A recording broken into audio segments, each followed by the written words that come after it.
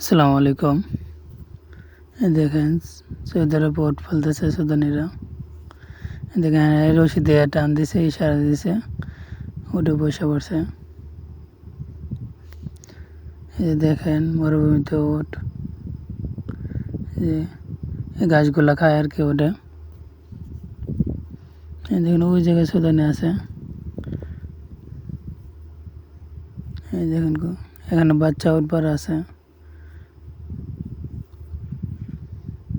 দেখেন উট, আমি গেছিলাম আমার এক বন্ধুর কাছে এই হাইটটা এদিক দিয়ে, তো আসার সময় দেখে উট নিয়ে যাইতেছে আর কি। তো আমি বললাম যে দাঁড়া, এরপরে দাঁড়াইছে উট নিয়ে, যেগুলো বাচ্চা উট। এই দেখেন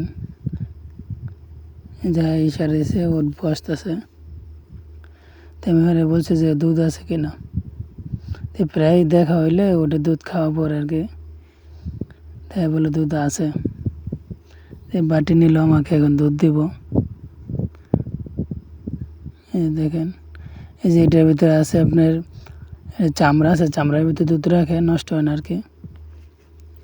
তো এখন এই বাটিটা দুইব আর কি, আমার দুধ দিব। এই বাটি দুইতে আছে। কইছে দেখ কই চিন্তা মিয়া মিয়া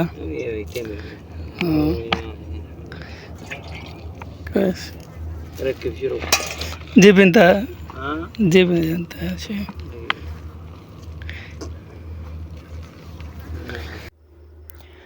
আমি আরবিতে জিগাইলাম যে কেমন আছে তুই, কে ভালো আছে আলহামদুলিল্লাহ।